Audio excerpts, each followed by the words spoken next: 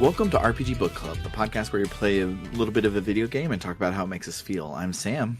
I'm Bernard, and Sam, you're supposed to say where we play the remake of a video game and talk about how it makes us feel. You've been doing that all season. I know I stumbled over myself, and I caught myself with the wrong words. No. And I'm Trish, and I have no complaints with the introduction. And today we will be playing the remake of a video game, Persona 3 Reload, covering the months of November and December, ending right before midnight on New Year's Eve. But before we get to all of that, how was y'all's week? So my car is weird and it's scary, and I took it to the place, the Toyota Service Center, to have them look at it, and they were like, okay, we looked at it.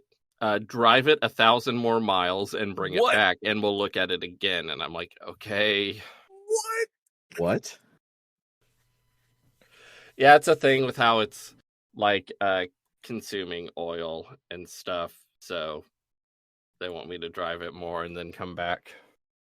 That's weird. Extremely. And it makes sense, but also I've never heard that before. yeah. Well, on my part, I'm recording from a place I've recorded, I believe, once before, which I am recording from Canada, from the house that my girlfriend who lives in Canada lives in. I will say the crossing of the border and the trip here was so much more smooth than last time. I'm regular glad to hear that. Might remember last time I almost didn't get let into the country because they were scared of me living here permanently and being poor, which is of course a crime. This time I bussed directly into Toronto. So apparently that's much less suspicious than walking across the border on foot.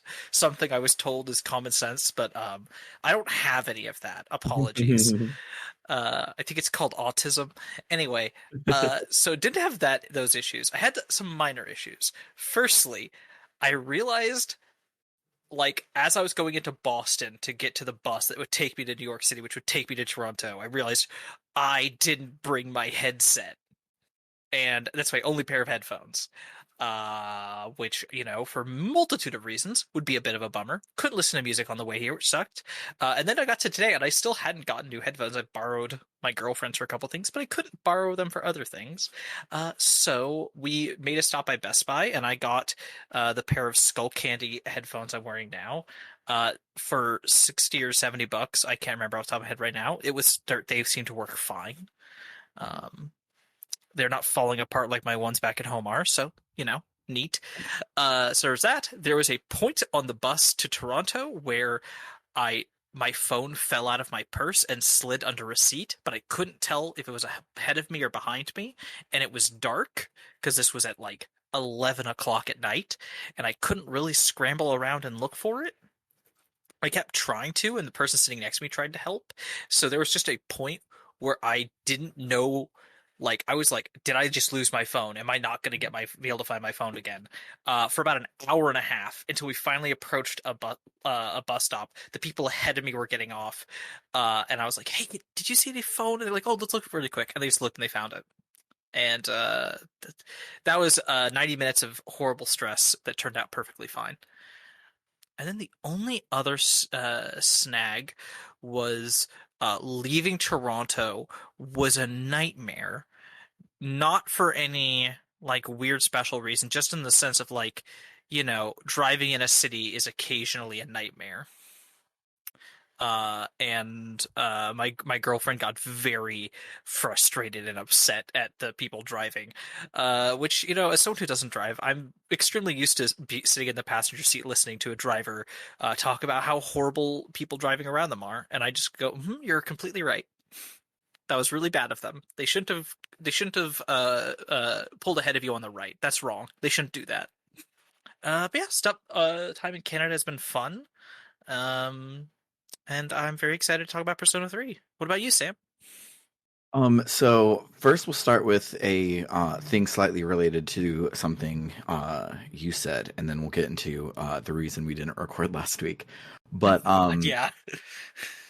so you mentioned your Candy headphones, and I recently also got a new pair of wired headphones. I got the KZ-ZS10 Pros, which apparently are a relatively new like startup company from China who were like most of the things that make headphones expensive are engineering costs, and we've already done that.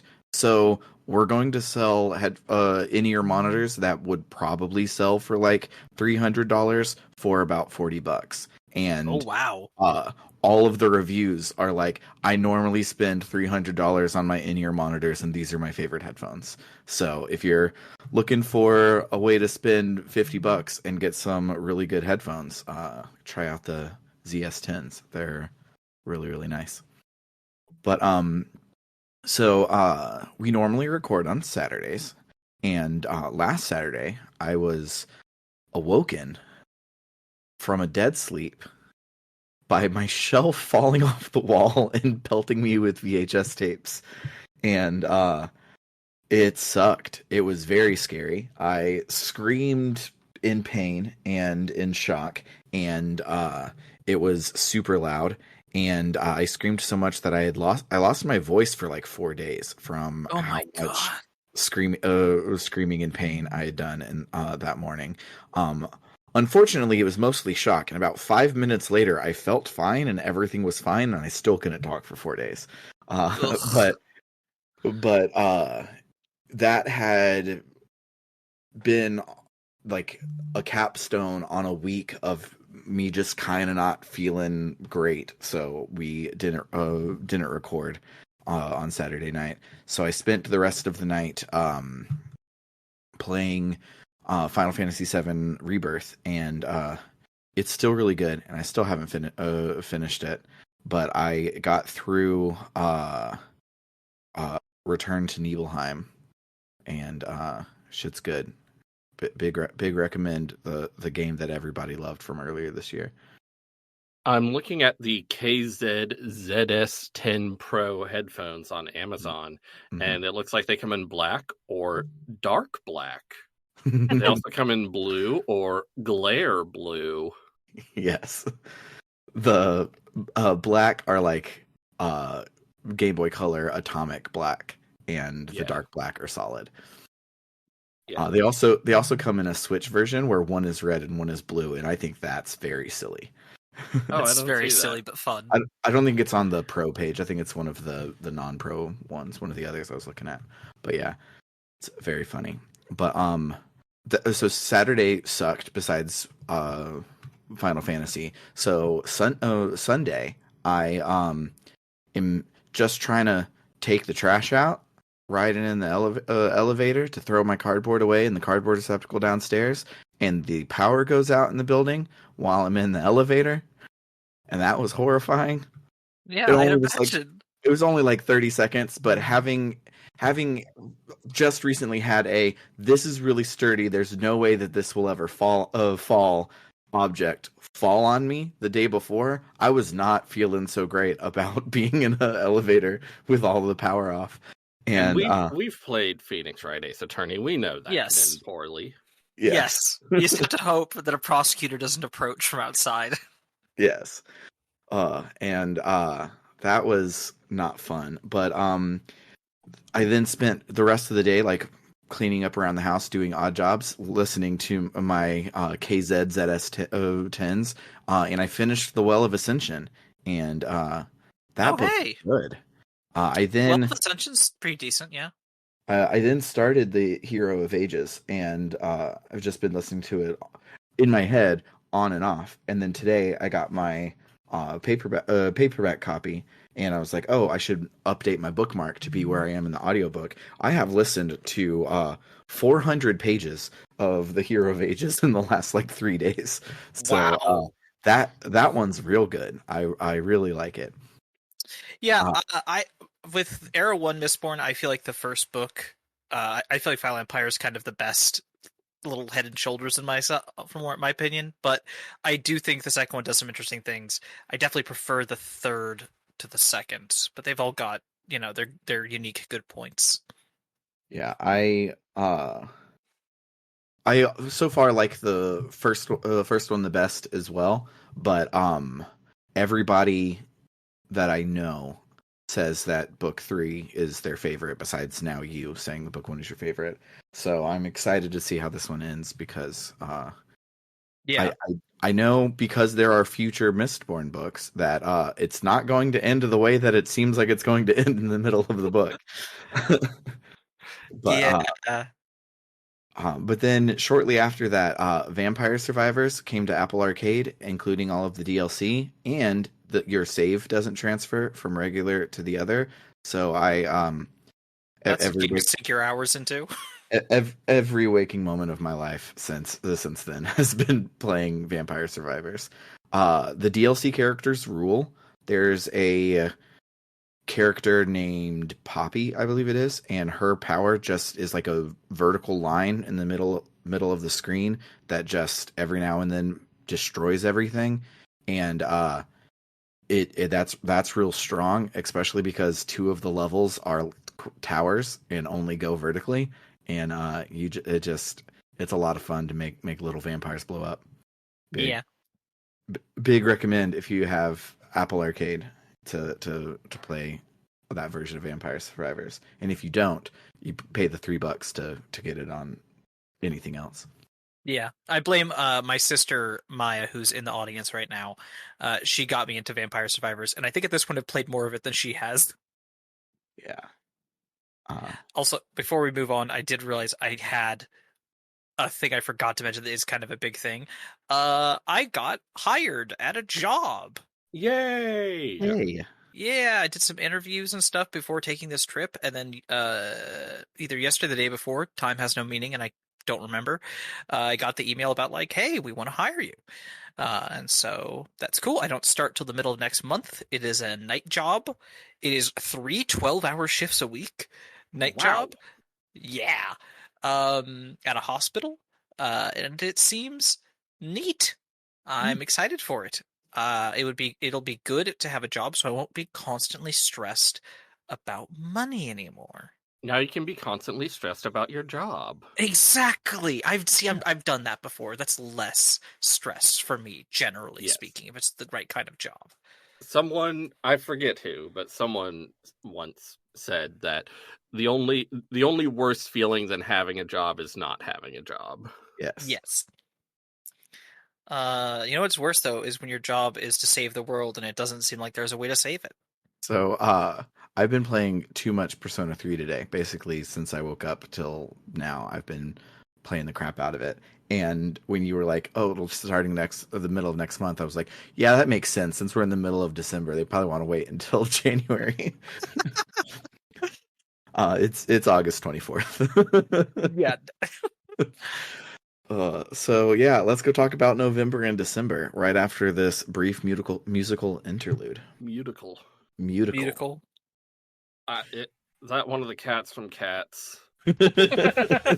Probably. There's a lot of them. Musical with a guitar cat.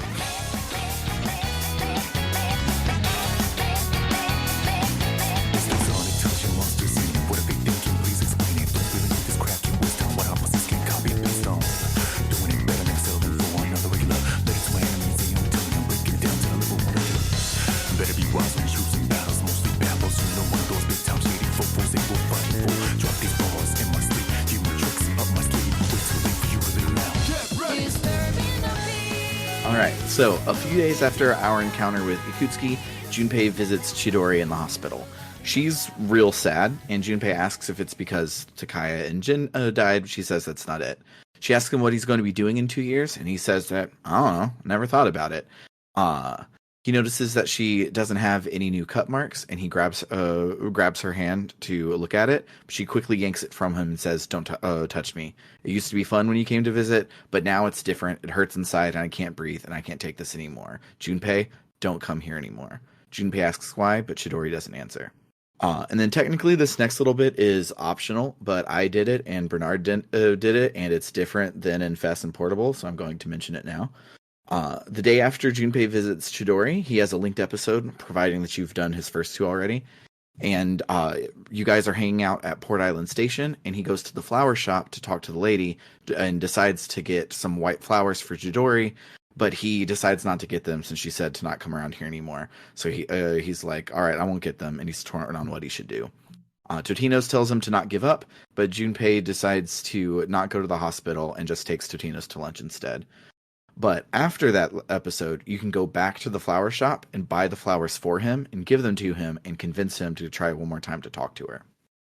This will be important in 2 weeks. So the next morning, there's a new transfer student in Class 2F. His name is Ryoji Mochizuki, a brunette boy with teal eyes and a familiar-looking beauty mark under his left eye. And he also stupid ass scarf. Yeah, he wears scarf. He wears a Taichi from Digimon V Tamer scarf. It is stupid. I love it so much. And fucking suspenders. He's got a look going. I really like his look. It's one of, I think, maybe 2 things I like about him. Is he has a good look. So everybody else is wearing the school uniform, but with their own like twist on it. So Yukari's is a school uniform, but hers is pink because why not? And Fuka has her little like cloak thing she wears over the top of it. Ryoji, none of that's the school uniform at all. It doesn't fit. Whatever. I mean, I think it's the pants and the and the button up shirt, but yeah, it's yeah. Yeah, he looks like the kind of person who's like, I'm gonna become the main character in an anime now. Yeah. One thing that I enjoyed in Persona 5 was there's a brief scene where the teacher chews out Ryuji for not wearing his uniform properly and for dyeing his hair. And it's like, oh yeah. I guess you don't automatically just get to do whatever you want. Because you're a named character. Yeah. But we're not talking about Ryuji, we're talking about Ryoji. Yes. Yeah, we're talking about a much worse boy. He introduces himself to the class, and Aigis instantly doesn't like him. He responds by asking her out. She responds by not responding. Miss Toriumi tells everyone to sit down and shut up, or they won't be able to go on the school trip next week. Over the next few days, Totino's hangs out with Ryoji a few times in his own linked episodes, and the common refrain is that he has no idea anything about Japan or Japanese culture or social interactions at all. He asks out every girl he sees, and he makes a lot of people uncomfortable. Yukari does not like him. Junpei loves him, and they sleazeball together frequently. Listen, Junpei has 2 hands, and I might think he has terrible taste in men, but if he wants to be happy, go for it, I guess. And curiously, no matter the interaction that Totino's will just like overhear, Ryoji will manage to make it about Totino's. Him and Junpei are like discussing the top 10 cuties of Gekkoukan, and Ryoji finishes that conversation with like, well, I hope me and Totino's can be good friends since we're both transfer students. We should be friends, and won't keep Totino's name out of his mouth. It's also, you should add in the fact that he comes up to you first day like, okay, let's be friends. We should be good friends. This should be good. And you can do what I did, which is say, no thanks, I'm not really interested in that. And his response is to continue inserting himself into your life and inserting you into conversations whenever he can. And it genuinely feels almost a little stalkery. Yeah, absolutely.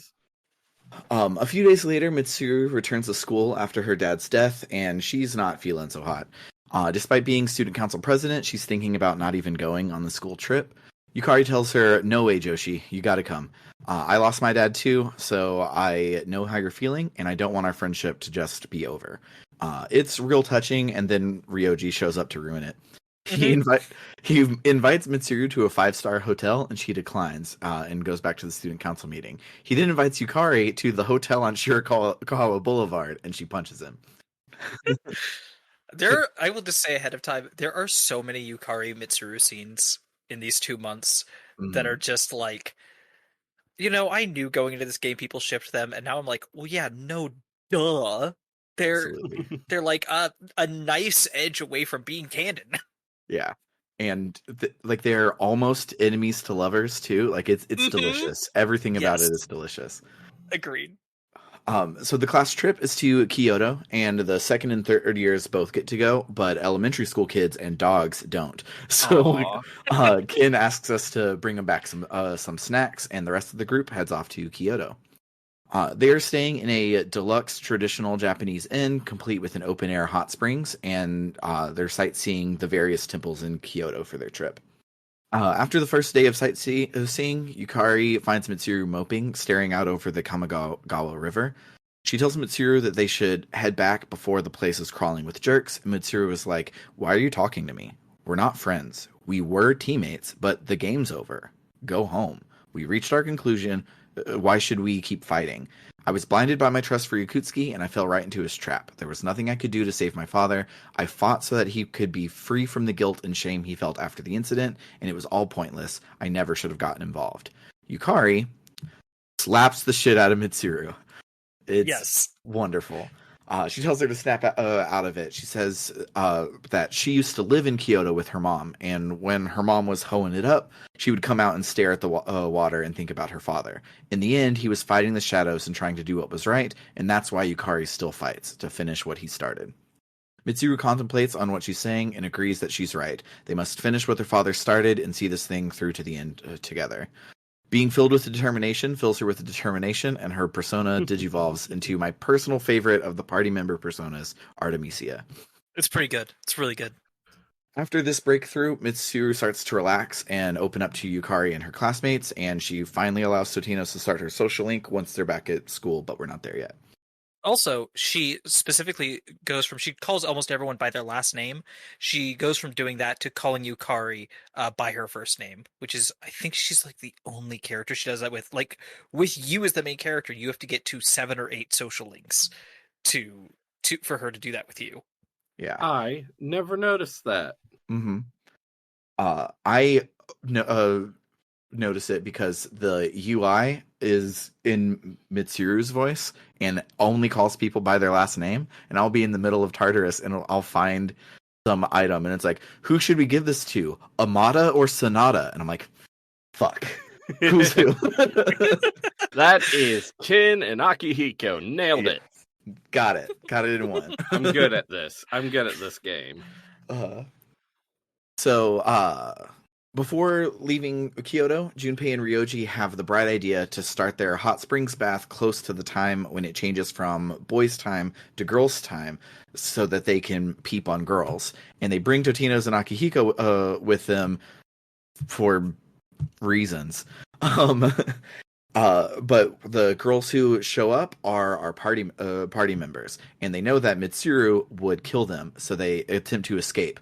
You can technically do this part correctly and get off scot-free, but likely you'll be caught and Mitsuru will execute you. Game over. Game This is over. The bad ending. I somehow accidentally stumbled my way out of getting out of there correctly.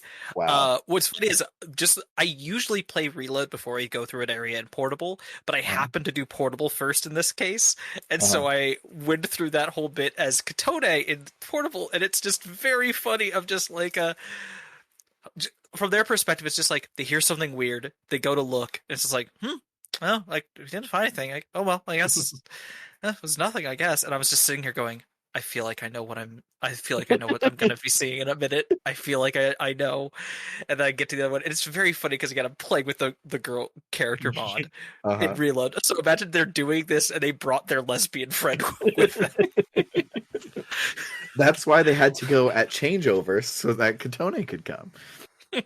I do find it very funny how Junpei and Ryoji are sort of like, yeah, we're sort of doing this creepy thing, and we sort of give the impression we haven't really thought it through and stuff, and then as soon as like it actually happens, everyone's like, oh shit, this is the worst possible thing that could happen.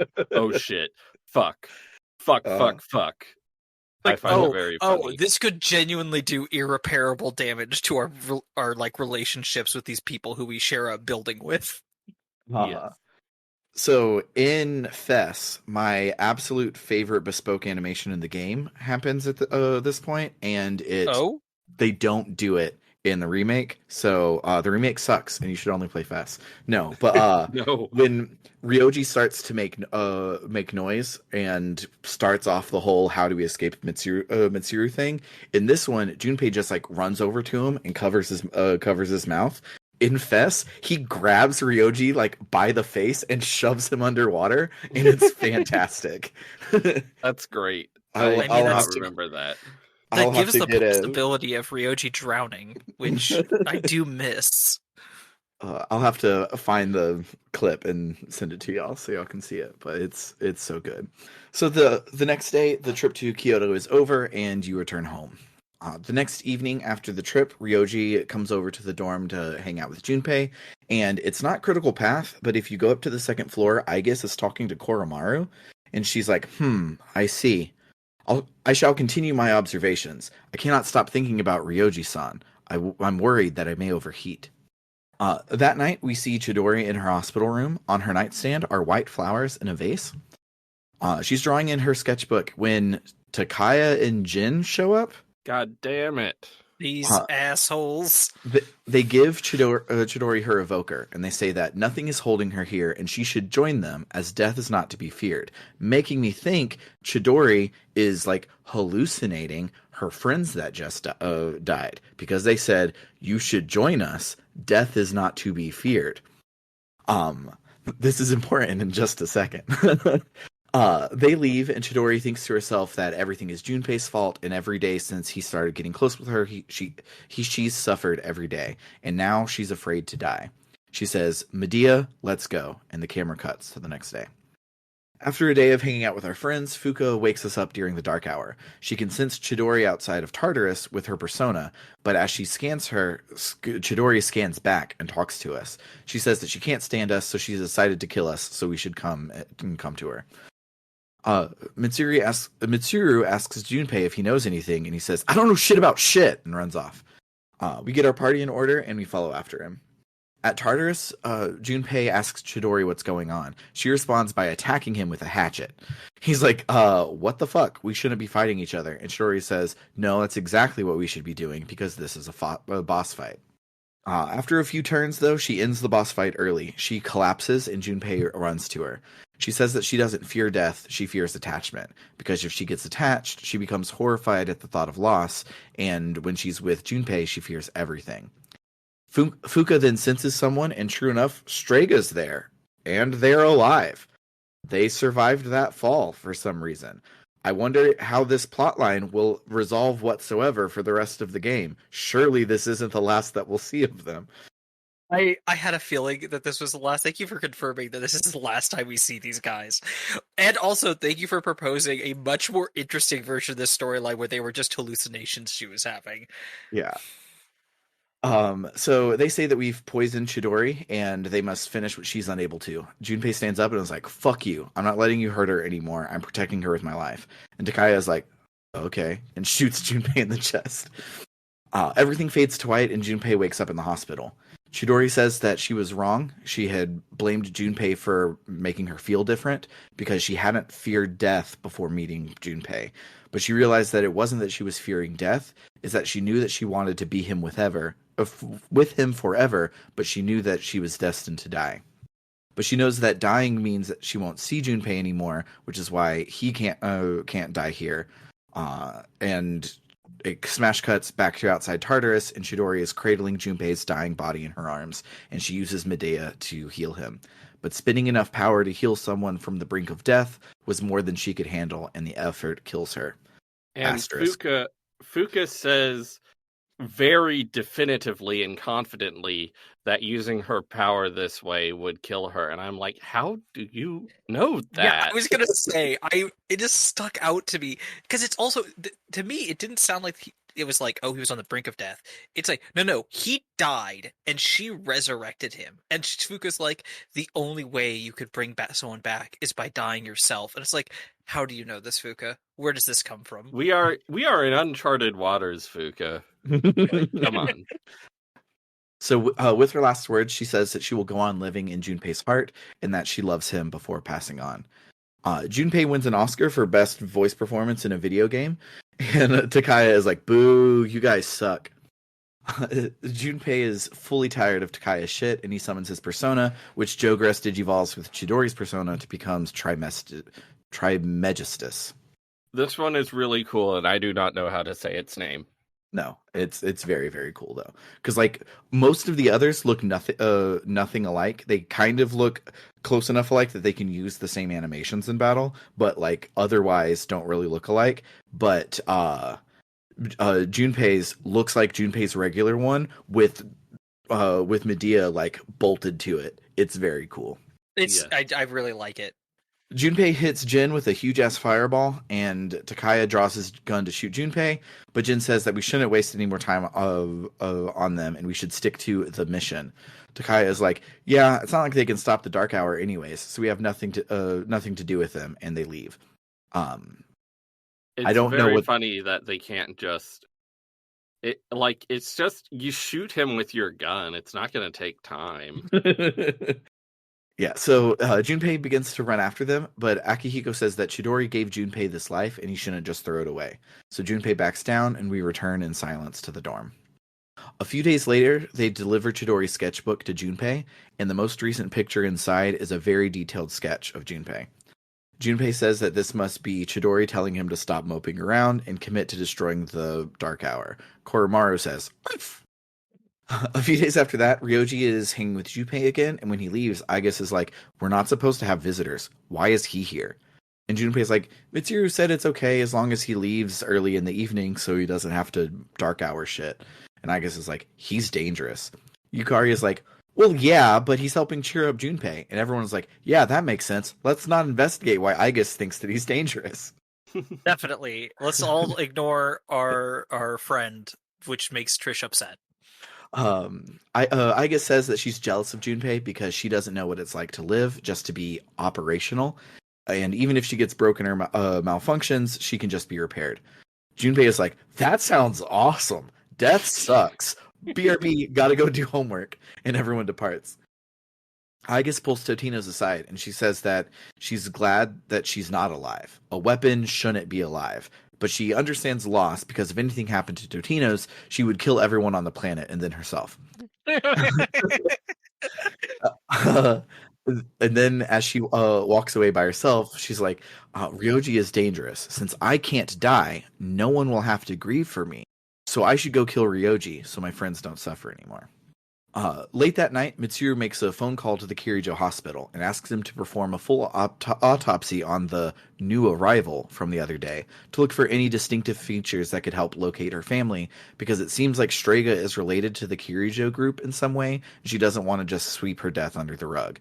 But then the people on the other line cut her off. She's like, "What? Transmogrified? But when we performed the post-mortem, we were sure she was..." "All right. Please keep this confidential until we know more." And the next day is a full moon, but without the large shadows left, we kind of don't know what to do. Fuka's like, "It's so weird that we don't have an operation tonight. Maybe I'll summon my persona and just scan for old time's sake. Surely we won't find anything." And the UI glaring in the corner saying "full moon" means nothing to us. Speaking of which, where's Aigis? She didn't come home from school today. Then, when the dark hour hits, on the bridge where we fought the Hanged Man Shadow, Aigis approaches Ryoji, who's awake during the dark hour. She says that she's been looking for him, and he's like, "Whoa, this is so weird. Why do the sky and ground look like this?" Aigis is like, "Cut the act. I know that you're my enemy. You've adapted too well to the dark hour." And he's like, "You're right. We met a long time ago, and it was a full moon then, too. Who am I? Who are you?" Aigis says that she is the anti-shadow suppression system known as Aigis, and Ryoji is the shadow conglomerate known as Death, and it is her job to stop him. She goes into Orgia mode and starts to kick his ass, but he turns into a shadow with a big flowing cloak and a skull mask. It's the one from the cover of Persona 3 Reload. He recollects during the battle about coming into power 10 years ago on this very bridge, but right as he was born, he was splintered. Aigis says that because she was the only anti-shadow weapon left, she wasn't strong enough to destroy Death, only seal him away, and the only option was to seal him inside of a young child who happened to be nearby, Totino's, who had gotten into a car accident with his parents on that same bridge on the same night. So Death was locked inside of Totinos for the last 10 years, and Death, aka Pharaohs, guided him into destroying the 12 missing pieces of Death by killing the shadows. That's why Ryoji was drawn to Totinos, and also why Aigis was drawn to Totinos. Ryoji felt kindred to him, and Aigis felt responsible for him. Ryoji remembers everything now. He knows who he is and what he is. Aigis summons her persona. She knows what she is too. She's a machine created to destroy shadows, and she's here to kick Ryoji's ass. God. Ryoji is like, come on, Aigis. It doesn't have to be like this. You know I'm stronger than I was before. And he deflects Aigis' persona and sends the attack back at her, knocking her completely out of commission. She falls into a heap with her body like sparking and smoking. As her consciousness starts to fade, she sees Ryoji standing over her, and she apologizes for not being strong enough to complete her purpose. Back at the command room, Yukari asks Fuka why she's scanning with Juno and accuses her of being a workaholic, but Fuka doesn't react. She says that she can't find Aigis. She felt her persona for a second, but now she can't feel Aigis at all. Yukari asks if the persona could be Strega, and Fuka's like, no, I don't sense Strega at all. But the place that I sensed Aigis' persona was at the Moonlight Bridge, so we should go there and find her. Koromaru is first on the scene, and he finds Aigis sparking in a heap. She wakes up and finds Totinos, saying that she remembers everything and apologizes for not protecting him. Then Ryoji walks up and is like, there's no reason to apologize. It's all my fault.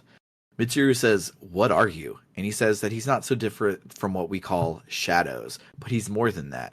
He's the appriser, not to be confused with the Applierizer, which is the Digivice from Digimon Appmon. Common mistake. I don't think I would have.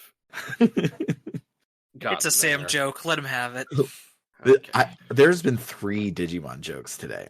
It's more than usual. I shouldn't be allowed this one. You can take it back. Take it away from me. I don't deserve it. He says he remembers everything, including the truth about the shadows and why they exist. They are here to facilitate the rebirth of the maternal being Nyx. We ask, what the fuck is a maternal being? And Ryoji says that words cannot describe her. 10 years ago, a man collected hordes of shadows and contained them in a laboratory, but the unification was interrupted and Ryoji was awakened before he was complete. He then explains everything that he said in the fight FMV, because I don't think in the original you get to see the Aigis versus Death fight, and you only learn that info from this scene, so they included it twice this time for some reason. Show and tell, I guess. Ryoji's... Go ahead. Oh, I was going to say, at least in Reload, you do... Not Reload. In Portable, you do see the cutscene of them fighting and everything. In that case, it's probably in FES as well. Yeah, I didn't quite remember it, and this definitely feels like in Chrono Trigger, PlayStation, and DS, they add anime cutscenes, and then they cut to before the anime cutscene to show you the cutscene in sprites, and that's definitely what this felt like. And There's remember that anime? Oh, go ahead. I was just going to ask Sam if he remembers that anime cutscene in Tales of Fantasia that they added, where the whole city gets fucking destroyed, and then after the anime cutscene, the city is fine. Yes. Amazing. I was actually going to say, going back... Oh, well, actually, first, Portable doesn't have very many anime cutscenes, because it's the portable one for the PSP. Don't have enough space for a lot of cutscenes. I seriously think the fight between Aigis and Ryoji is the second or third cutscene in the entire game. They're that sparing with them. I was also just going to say the whole the maternal being is indescribable. I cannot possibly put words to her. It's like, and then you put a lot of words to her, and I'm just like, no, I shouldn't be annoyed by this.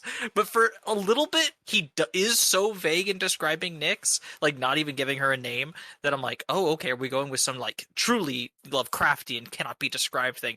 And then just, starts describing her, and I'm like, well, now I'm disappointed. So I did check the Let's Play for FES, and there is an anime cutscene here. I just did not remember if it was there or not. So Ryoji says that when Totinos' persona awakened, so did the 12 shadows, which isn't how it fucking happened. Yeah, no, there was one before. The full shadow had already awakened, and Totinos snapped and summoned his persona in response to it to stop it. So the full shadow was already there. but whatever. It's a late game Persona plot twist. It's there for the allegory, not because it makes any plot sense. It happens in every single game. Okay, that's good. Yeah, I was like thinking about that. I was like, well, maybe it doesn't count because maybe that didn't count as one of the big shadows. Maybe that isn't actually being counted as one of the 12. But like, yeah, no, it absolutely was. Yeah, they definitely counted it as one of the 12. So whatever. Ryoji says that there's more he needs to tell us, but and falls unconscious. We're like, this is weird, but okay, we should take him back to our dorm. Why? We meet up the next day after a normal day at school, apparently, to talk to him. Fuka and Yukari are like, hey, Ryoji-kun, are you okay? But Mitsuru is like, you admitted to being a malevolent eldritch force trying to end the world, and obviously not our friend Ryoji-kun. Can you elaborate on that? He says that Nyx is the mother of shadows and in ancient times bestowed death, capital D, on the world. If she awakens again, the world will be swallowed by darkness and all life will perish. More accurately, everyone will surrender their will to live, as in the lost, as in apathy syndrome. Apathy syndrome is people just surrendering their lives to Nyx. Yukari is like, okay, so how do we stop this from happening? Ryoji is like, I'm sorry, but you can't. The fact that I'm here at all is proof that the fall is coming. It will happen before spring. Everyone is at a loss for words, and then hero of this game, Paragon of Justice, great guy who could do no wrong, Junpei, says, fuck that shit. Nick Schmicks. We'll kick her ass and save the world. We haven't lost a fight yet, so we won't lose this one. Ryoji is like, you can't win. And Junpei, my beloved, says, bullshit. I love him. He's great. He then spends the rest of the month being scared, but at this point, he's great. I genuinely forgot he reacted that way because it stood out more the rest of like the month that he was the one character being the most like, no, we're all screwed. There is no point to life anymore. And it was much more Yukari being like, I'm just gonna keep a positive outlook on this. I already know what I want to do.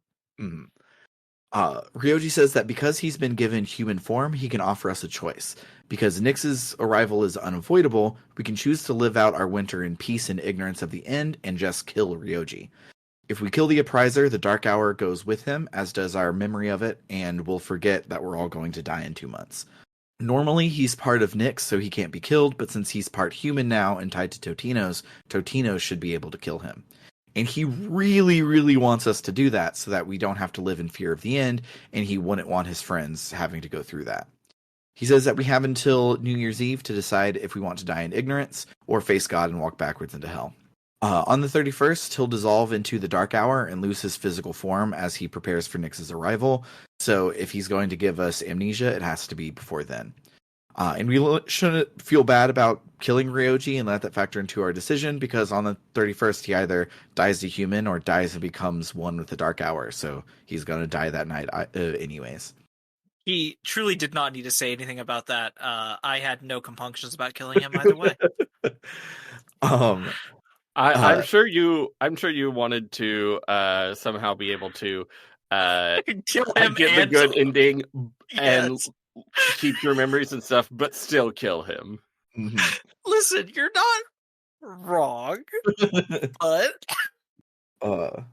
I have good news about the way the rest of this game goes for you, Trish. So he disappears and leaves us to our devices. Totinos is like, weird. Let's go work at our part-time job because this revelation doesn't take the rest of the evening, and you still get to do evening time, which just I thought was hilarious. Ooh. Also, speaking of the whole job thing. Oh yeah, wait, we're not at the week of like job training or whatever the hell that No, thing not was.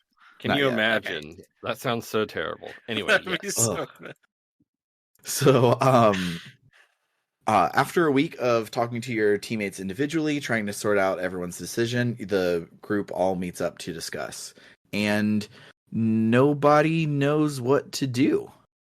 Tensions are high because they're all facing their mortality, and Junpei blames Totinos, but it's not like Totinos has chosen to be possessed by the Avatar of Death, and the group doesn't know if they want to forget or not, but in general, they're all leaning away from killing Ryoji and facing death head on. But what they do know is that exams are next week, and just in case they beat Nyx, they can't slack off and not study. They're like, there's a high chance that we're all going to die in a month. But if we don't, we still got to get into college, so we got to take our exams.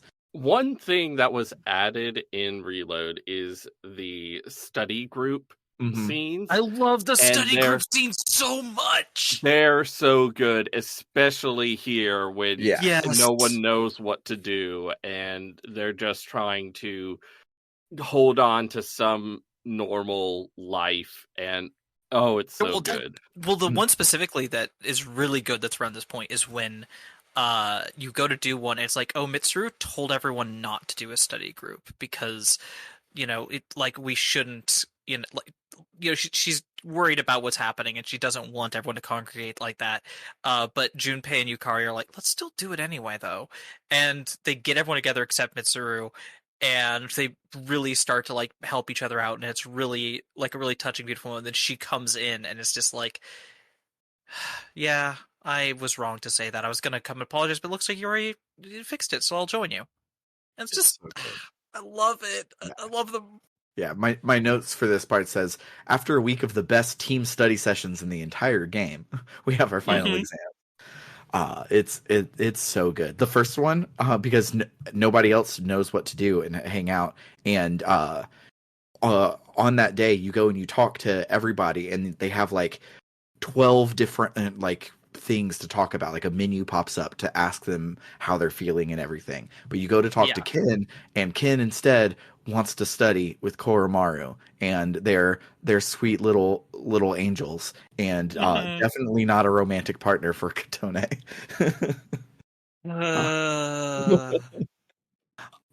So after our exams, we see Mitsuru and Yukari hanging out, and they've both decided to punch Nyx in her stupid face. Mitsuru doesn't want to let her company down, and even if she dies saving the world, the company will be able to continue on without her. She asks Yukari if she's pushing on to honor her dad, and Yukari says only sorta, mostly because of she's doing it mostly because of herself and how she feels. Then, like the next day or something, we see Ken and Akihiko in the station outskirts, and they both say that they were going to go and talk to their dead loved ones one final time, but they're not going to do that. They don't know what they're going to say to them yet, because they first want to punch Nyx and stare whatever happens in the eyes. Then we have Christmas, and we use the rewind function to date every girl in the game. Most of the girls give you literal medicine from the pharmacy right there, and you give them a name brand purse. Yeah, like my final one that I did is Yuko, because she's done me no wrong. She's my first Persona girlfriend. She'll be my final Persona girlfriend till the day that I die. And she literally gives you icy hot. I'm like, cool, thanks. Here's a Coach bag. I didn't actually have any good gifts on me, so my gifts sucked as much or worse than what they gave me. I'm dating Fuka in Portable, but I'm not in Reload. I was planning in Reload to only be dating Yukari because I was worried about the consequences of dating multiple characters. But then I did Mitsuru's thing before Christmas. I got it all done before Christmas, and when it came time for that, I was just like, where it's like, oh, do you want this to be romantic or not? And I was like, her feelings for me helped her just throw off her relationship with this dude who she was gonna be arranged married to. Like this really beautiful dramatic scene. I'm like, I can't say no. I guess I have to date Mitsuru too. Which like, oh no, I've gotta date the gorgeous girl too. It's such a problem. Yeah, it felt great getting your phone rings on Christmas Eve, and you look, and I had like 6 people being like, I love you. Let's go on a date. And I'm like, hell yeah, poly content. A few days after Christmas, we see Junpei and Fuka at the station. Junpei is sitting on Chidori's bench with her sketchbook. Fuka stopped by when she saw him sitting there because she was visiting her parents. Junpei says that Fuka has changed so much and is so much stronger now than when they first met. And he apologizes for being a dick, and it's just that he's been scared the whole time. Fuka says that everyone is scared, and it's just because that they've chosen to fight and won't back down. She doesn't say this next part, but being brave is not never being scared. It's being scared and doing it anyways. So love that scene with him. Then on New Year's Adam, Aegis is repaired. The gang is meeting in the lounge to welcome her back. She apologizes to Totino's for ruining his life, and he says, "You did the right thing. There's a choice. You can say other things, but if you're mean to Aegis, you go to hell. So you don't Yes. pick any of the other options. You say you did the right thing." Mm-hmm. I love Aegis so much.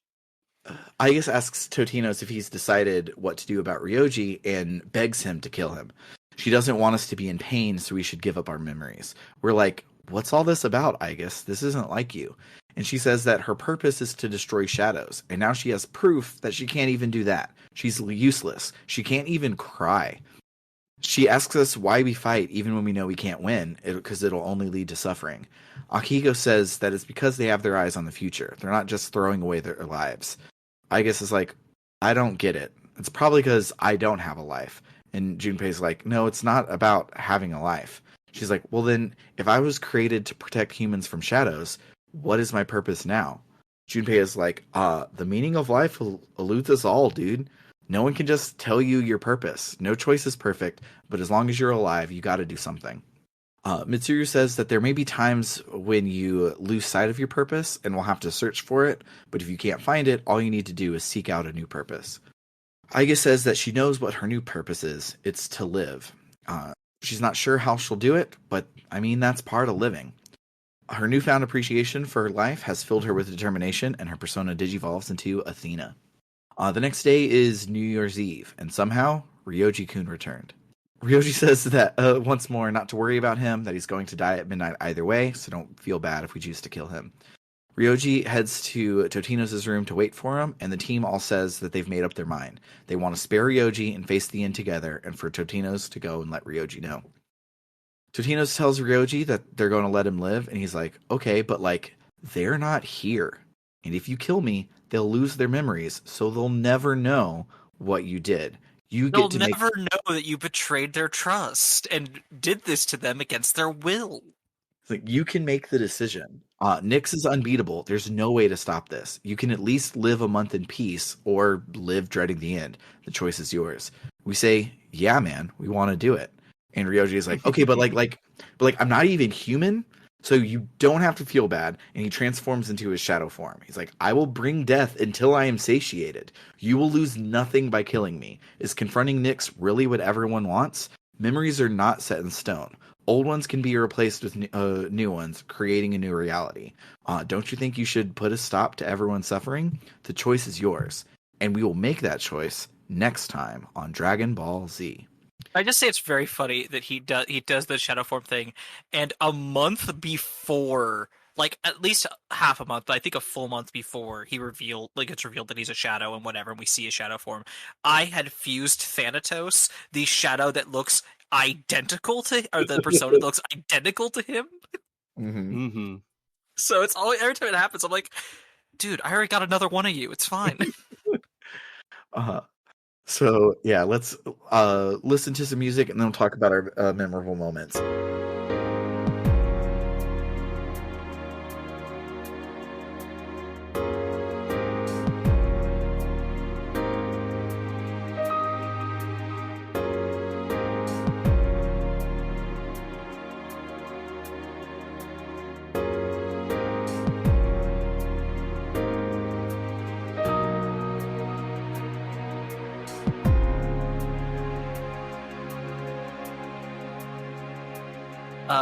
If it's okay for me to go first, I just want to say, I was gonna say this earlier, but I think it's better for my mom. I truly love the way Yukari reacts to everything in the month of December.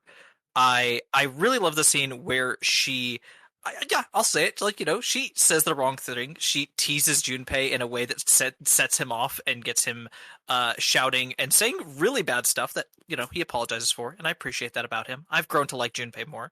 But I in general enjoy that from the very beginning, Yukari, her stance on this is very clear.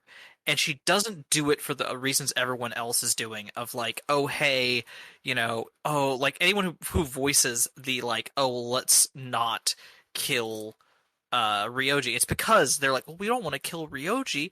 And for Yukari, it's like, I don't want to give up my memories. Like I would, even if it is scary and painful, I wouldn't give them up for anything. And I think that's really beautiful, and I think it's good to have her be the character who espouses that viewpoint, especially with earlier in the game we had at the island area, there was the thing where she talked to I think the main character about this idea of like that knowing is a responsibility, that the fact that they know about the dark hour puts them in a responsibility to have to do something about it or to abuse that knowledge, and this is a opportunity to get rid of it, to divest yourself of that awareness, even if doing so also divests you of any responsibility to make things better. And for her to be the one who speaks up and says like, no, and not for that other reason, but because I don't think it is right for us to do that. I don't think it's right to give that up. I just like that a lot. I really like Yukari. She's sweetie. Yeah. She's a bitch, but she's sweetie. Yeah, you hated her when the game started, and it made me Bernard hated her when the game started. I loved her from first episode. I didn't like Junpei. I mean, yeah, but Junpei being everyone's favorite character is a surprise for everyone involved. I mean, he's not my favorite character. I like him fine. Yeah, but I love Yukari's growth, especially in Reload, where she gets like 10 new scenes, and those 10 new scenes are all real good to make it stick out even more. Her growth from I'm too scared to do anything to I'm not scared of shit, I'm gonna go punch this lady in her face. And it's very, very good. Yeah, I'm also gonna put in the now playing channel. I did screenshot some just really flirty stuff between her and Mitsuru. It's just those two. I love them. They're really good. They're so good. So fun fact, full moons are important in this game, and New Year's Eve is important in this game. And so I thought that the full moon being on New Year's Eve was just like a plot conceit. Like it felt like they would make the calendar line up to have a full moon on the first day of school and on New Year's for the plot coincidences. But in 2009, the year this game takes place, there literally was a full moon on New Year's Eve, and the days of the week are even accurate. This game came out in 2006, so they looked at a moon forecast, chose a date 3 years in the future that had cool moon phase synergy, and set their game then, which is wild that they would do this at all. No one was going to fact check them. I didn't think to fact check them 7 years ago, and I only thought to fact check them right now, and math checks out. It's really cool that they did that. Fucking rules. I love it. Same. That's fantastic. So another thing that speaking of the end of the year, so for the date scenes on Christmas, they put out special cute Christmas decorations at Paulownia Mall, and the artists for this game went in and redid everything to make it look good. But they didn't remove the discarded like beer bottle trash. So I'm having a romantic evening with my polycule, and there's just a pile of garbage next to the chair that we're sitting in every single scene, and it's so funny. Oh man, I'm trying to remember my memorable moments. I only actually finished half of what we talked about tonight because I've been falling behind, but of course I played through the whole game before, and now I've been trying to keep up. So I played all this, and I just don't really remember that well, but man, if I were a kid and I had to, and I was going to high school and I had to spend a week working at a fast food shop so I could get real world experience, I would be so pissed off.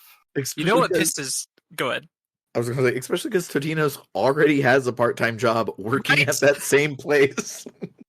I don't think you can get a job at Wild Duck Burger, but No, you yeah, can get it at you the can be a cafe or the movie theater. barista or Yeah. that weird place. Yeah.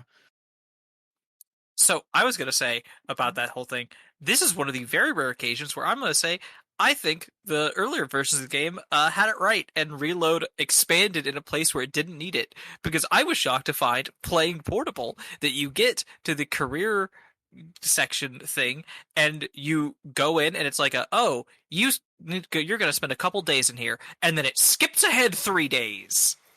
And that was the right decision, because instead Reload is like, let's do some things about Kenji, and let's do some things about Ryoji. And I'm like, hey, I don't want any of this. Take this back, please.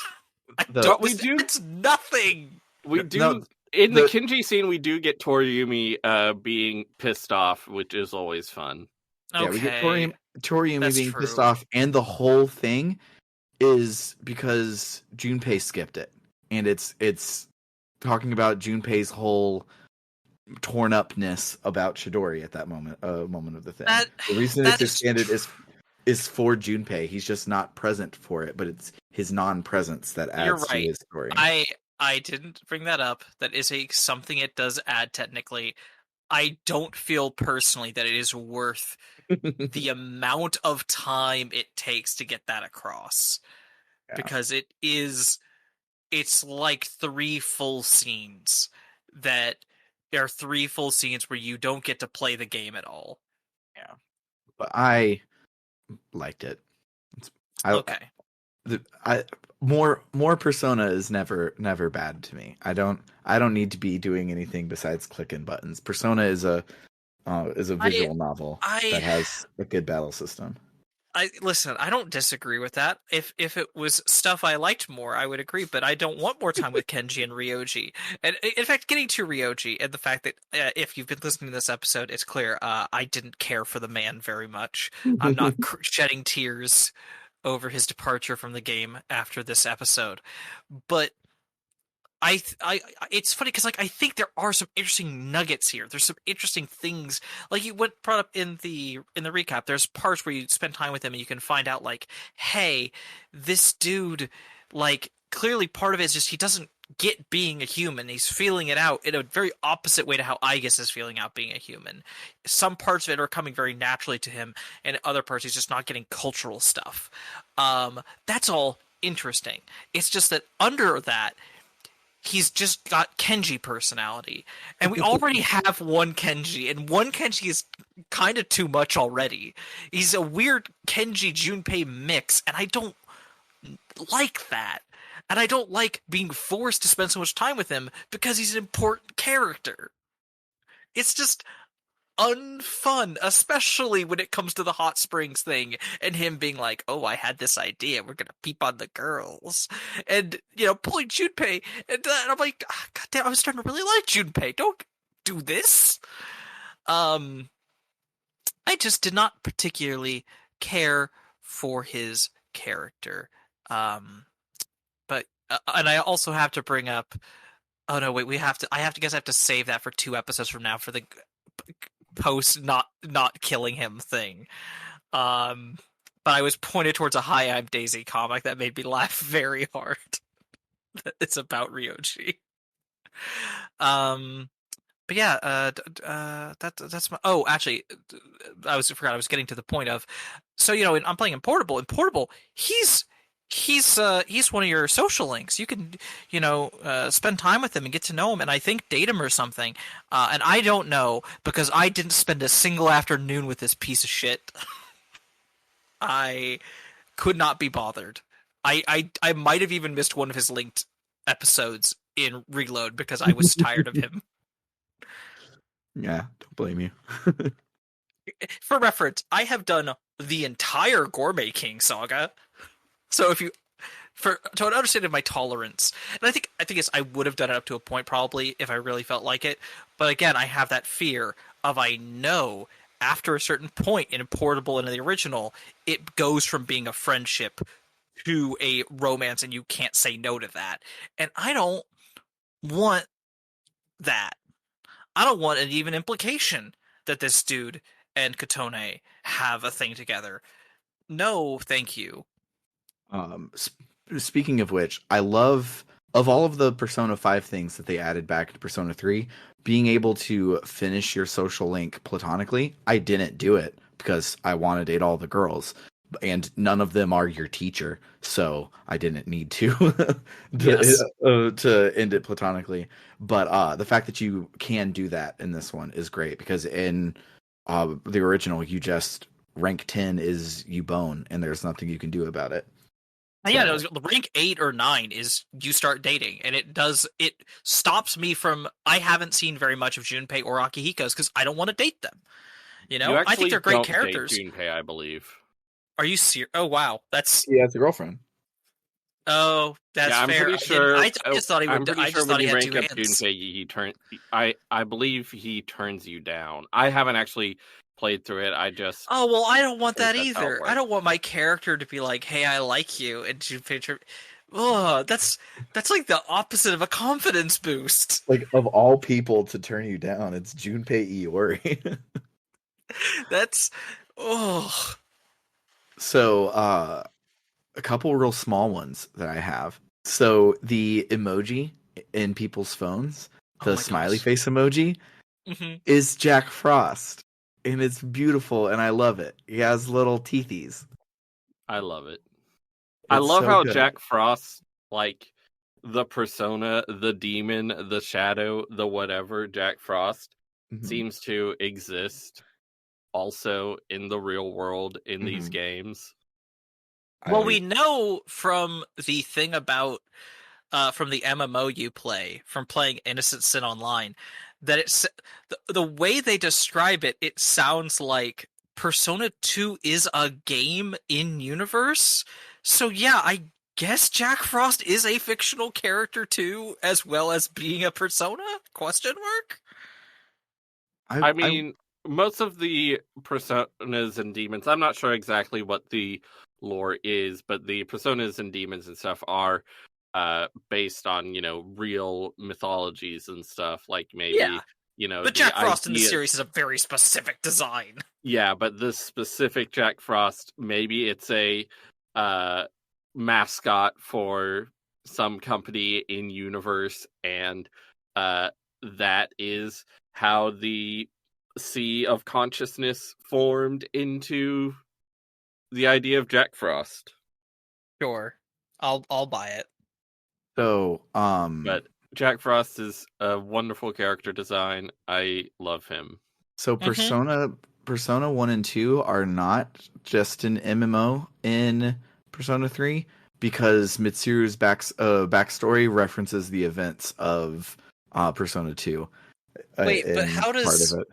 I think the wait? answer is it doesn't make sense. It doesn't make sense. And the fact Okay. that so now that Strega is gone because that's how they decided to leave is like, well, actually, we don't have any beef with him anymore, so whatever. Um, unless I'm misremembering something at the end, but I didn't even remember that they came back for this one. I thought they died on the bridge in the I original. mean, I've been going back and forth on whether I should correct you on this because I don't want to spoil it, but no, they're a huge part of the rest of the game, Sam. They are? Yes. I just don't remember it at all. I literally, honestly, do not remember them at all past them falling off the thing, which is wild. I'm now I mean, vaguely I seeing I don't shapes of know. more boss fights later, but like, I mean, I don't know exactly how their presence looks in Fess, because it's been so long since I played Fess, but in Reload there is at least one scene in Reload that I know was added for Reload, but yeah, they're there. I don't know if either of you seen the joke, the Tumblr post about how it can be great. You can go on a ride with a Tumblr post, how you can learn something new, only to have it thoroughly debunked, and ultimately have net zero, no information was gained in the process, but you feel entertained, and that's my information about Strega. That's what this episode has been. yeah. So they're there in Fess. I just did not remember it. Looking at how it is kind of like they're stepping stones on the path to the final parts of the game.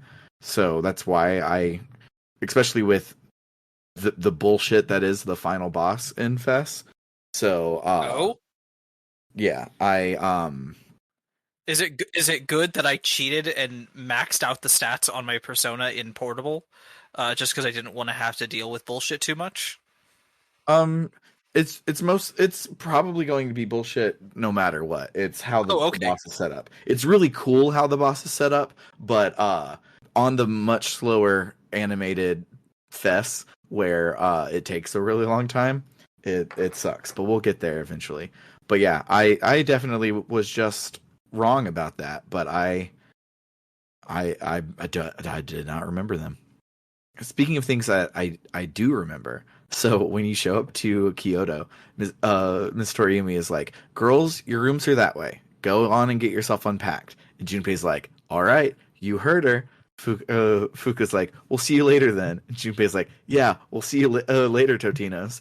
And Aigis is like, "Yes, I'll see you later, Yukari." And Yukari's like, "All right, guys, enough of this. Aigis, you're with us. Junpei, guy's room." Junpei goes, "Man." And Igus goes, "Man." And It's That's so good. good. I Is the love it. best. Her voice actress is. We talk about Junpei's. Junpei's voice actor is very good, but I guess this is fantastic. Mitsuru's is so good. Every scene she has, she kills. It's so Yeah, good. all the voice acting in this game is just so extremely good. The entire main cast is just fantastic. Big props not only to the actors themselves, but to whoever the voice director was, because you are just as integral to making sure the performances are good as the actors themselves. Yes, incredible work. I actually do realize I kind of have one more thing, and this is just me to loosely talk about things, but so I can save it for later if anyone else other memoms. No, go ahead. Okay, so I was praising the game thematically earlier because I do think it deserves praise for the whole, touching on the concept of information being a responsibility and awareness having a cost, and I do think that's in there and that's really good. But the whole thing with Strega, I'm of two minds of it because a part of me wants to look at this and immediately kind of gets a little feeling about like, okay, so we have this group who we don't know their whole backstory yet, but clearly were probably children who were experimented on either by the Kirisho group or by an affiliate of theirs, uh, in a way that had to do with their personas that has fucked up their lives horribly, and that has left them the damaged individuals we meet in the story, that puts them on the path that bad stuff happens. And the Kirisho group, is tends to be represented in this game by Mitsuru, our pal, who's so sweet and wonderful and lovely and nice.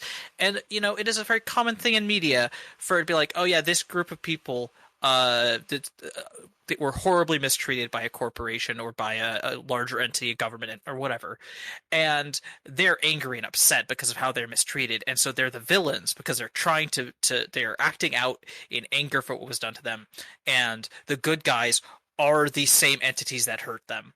And that's a really frustrating trope when it comes to media because it's the kind of storytelling that sits you firmly in the status quo is good sort of thing, even though we have demonstratively proved in the narrative that the status quo has done harm to people. And while it could be like oh well, that was bad, but we've moved past that and we're doing better. It's like, I'm sorry, the Kirisha Group's a multi-million-dollar corporation, at least, maybe a multi-billion-dollar corporation. It's doing shady shit. It's at least committing wage theft for sure. It's not a good thing to exist. But on the other hand, as much as I want to have that criticism, I can also say, well, we also have Akutsuki, who was, of the Kirisho group. There's Mitsuru's grandfather, who's of the group and kind of caused the whole mess in the first place. So you can't say that the game is completely on their side. And of course, we also have Chidori with Strega, who is made very sympathetic and is not just like bad for what had happened to her. She is humanized a lot.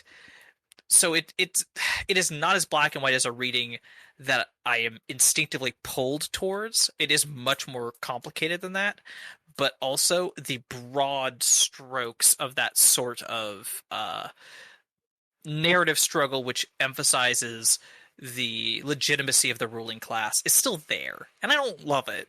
I disagree, actually. Oh, So, please tell me. so prior to us going to Fukushima or wherever, uh, Mitsuru is like, I'm going to give my dad a piece of my mind for experimenting on me as a child, and is not cool with the Kirijo group. She likes her dad as a person, but she does not like the shit that the group has been up to. And after she dies, she starts making changes and shit. And with the scene, spoilers, it's you save Chidori. That's the stuff I was talking about. That scene where she calls to get the autopsy for Chidori. She's like, Strega is our fault. We can't sweep this under the rug. We need to see if she has a family and try and make this right. I feel like the grown-ups were all status quo, and Mitsuru, now that she has the power to, is actively trying to undo the harm that she's caused.